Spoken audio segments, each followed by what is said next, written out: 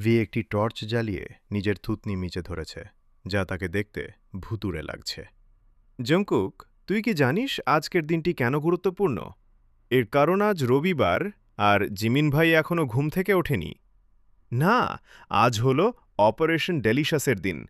জিন ভাই ফ্রিজে একটা স্পেশাল চকলেট কেক লুকিয়ে রেখেছেন। তার কড়া নির্দেশ, কেউ যেন ওটা না ছোঁয়ে। ওই বেলজিয়াম চকলেট কেকটা, যেটা কাল রাতে তিনি বানিয়েছেন।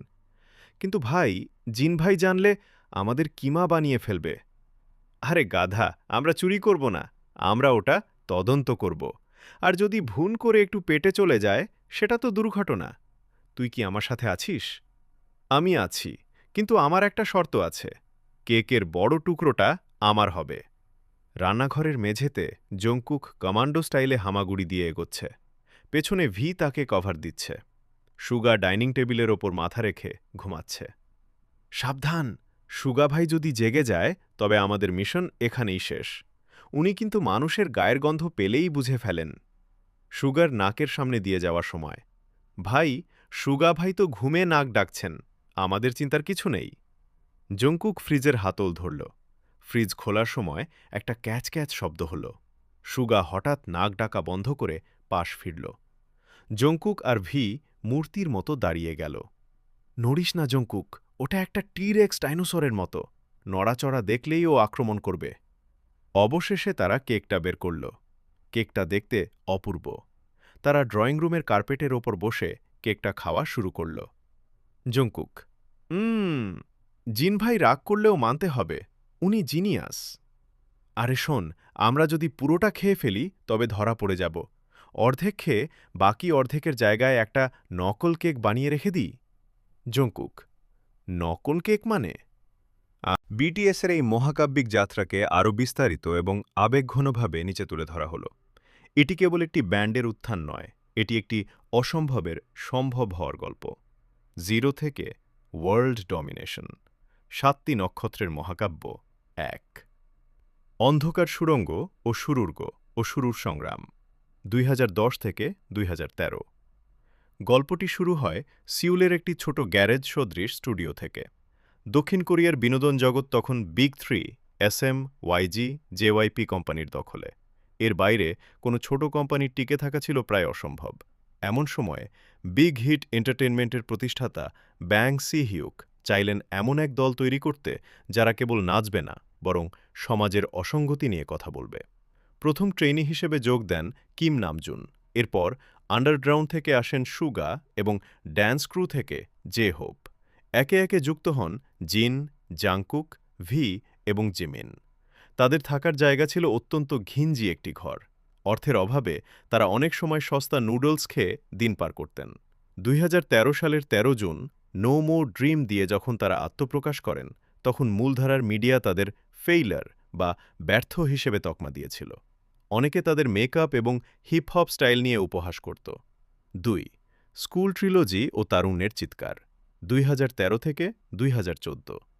বিটিএস শুরু থেকেই গতানুগতিক প্রেমের গানের বাইরে গিয়ে শিক্ষা ব্যবস্থার চাপ এবং তরুণদের ওপর সমাজের প্রত্যাশা নিয়ে গান লেখা শুরু করে।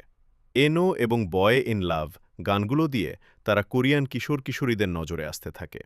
২০১৪ সালে তারা যুক্তরাষ্ট্রে যান মাত্র ২০০ জন দর্শকের সামনে একটি ছোট ফ্রিতে কনসার্ট করতে। সেই সময় তারা রাস্তায় রাস্তায় ঘুরে মানুষকে তাদের কনসার্টে আসার জন্য আমন্ত্রণ জানিয়েছিলেন। আজ যারা স্টেডিয়াম ভর্তি করেন, তাদের এই বিনয়ই ছিল সাফল্যের চাবিকাঠি। ৩. মোড় ঘোরানো অধ্যায়, HYYH সিরিজ, ২০১৫-২০১৬। বিটিএস তাদের দীর্ঘ প্রতীক্ষিত নতুন স্টুডিও অ্যালবাম আরিরাং আগামী ২০ মার্চ ২০২৬ তারিখে প্রকাশ করতে যাচ্ছে। সকল সদস্যদের বাধ্যতামূলক সামরিক পরিষেবা শেষ করার পর এটি হবে তাদের প্রথম পূর্ণাঙ্গ গ্রুপ অ্যালবাম। অ্যালবামটি সম্পর্কে বিস্তারিত তথ্য নিচে দেওয়া হলো। প্রকাশের তারিখ ২০ মার্চ ২০২৬, বাংলাদেশ সময় সকাল ১০টা। অ্যালবামের নাম আরিরাং, যা কোরিয়ার একটি বিখ্যাত লোকসঙ্গীতের নাম। এটি বিচ্ছেদ এবং পুনর্মিলনের প্রতীক হিসেবে বেছে নেওয়া হয়েছে। গানের সংখ্যা, এই অ্যালবামে মোট ১৪টি গান থাকবে, যেখানে প্রত্যেক সদস্যের সৃজনশীল অংশগ্রহণ রয়েছে। প্রি অর্ডার, গত ১৬ জানুয়ারি ২০২৬ থেকে উইভার্স শপে অ্যালবামের প্রি অর্ডার শুরু হয়েছে। পরবর্তী কার্যক্রম ওয়ার্ল্ড ট্যুর।